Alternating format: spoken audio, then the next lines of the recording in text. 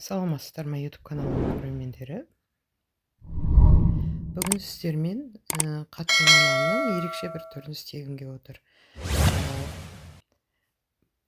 Сонымен бізге керегі сары май, шекер, тұз, разрыхитель. Бұған ерекшелігі сол, крахмал қосатын боламын, ұн, сұйық май қосатын боламыз. Сонымен бірінші ұнымызды салып, барлық шекерімізді, тұзымызды, сұйық майымызды, разрыхителімізді, крахмалымызды бәрін салып аламыз. Ыстық суменен қамыр илейтін боламыз. Орташадан қаттылау қойып.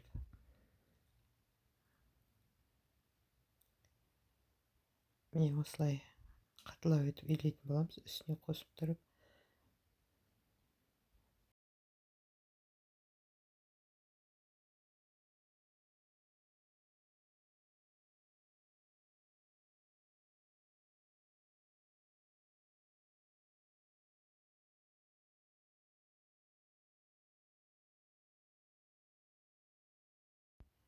Иленген қамырымызды жарты сағатқа бастырып қоямыз.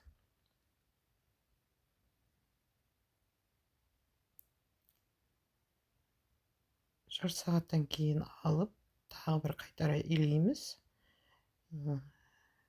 Өте теп-тегіс әдемі қамыр шығады. Тағы да кішкене қойып қойдым. Оған дейін майымызды ерітетін боламыз. Бұл жерде мен бір 300 грамдай май еріткем. Кішкене артылып қалды майымнан. Енді осы илеген қамырымызды 6 бөлікке бөлетін боламыз.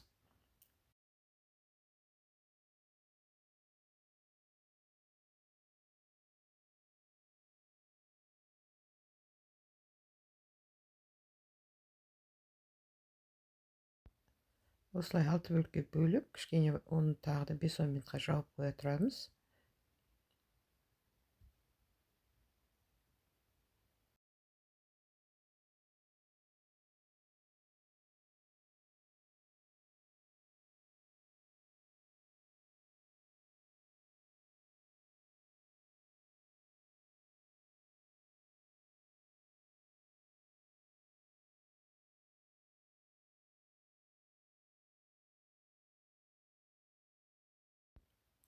Содан кейін өте жұқа етіп, жайып, бетін майлайтын боламыз.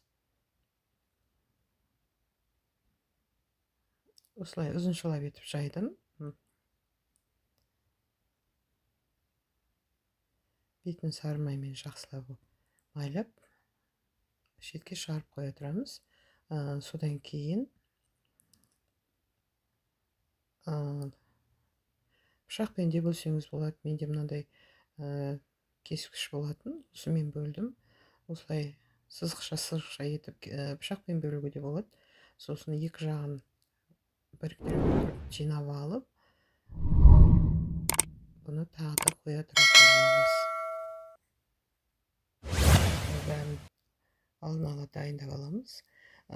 Бұның алдын ала осылай суалаларды дайындап, морозилькеге салып қойсаңыздар да болады. Кез келген уақытта пісіріп жеуге. Мен 6 суалшаның 4-еуін ғана қазір пісірдім. Қалған 2-еуін алып қойдым. Кез келген уақытта пісіріп жей беруіңізге болады. Енді бұны орап аламыз. Орап түйіндейтін боламыз осылай суала қылып.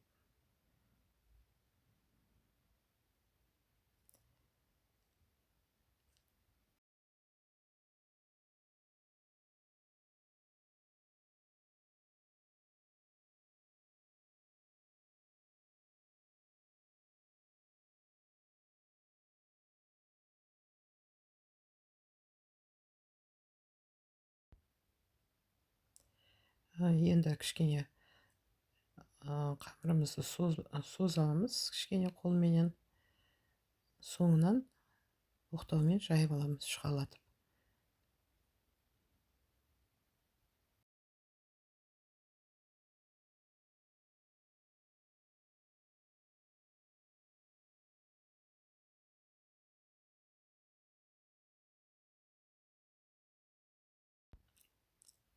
Міне осылай оқтаумен тегістеп шұғалап жайып аламыз.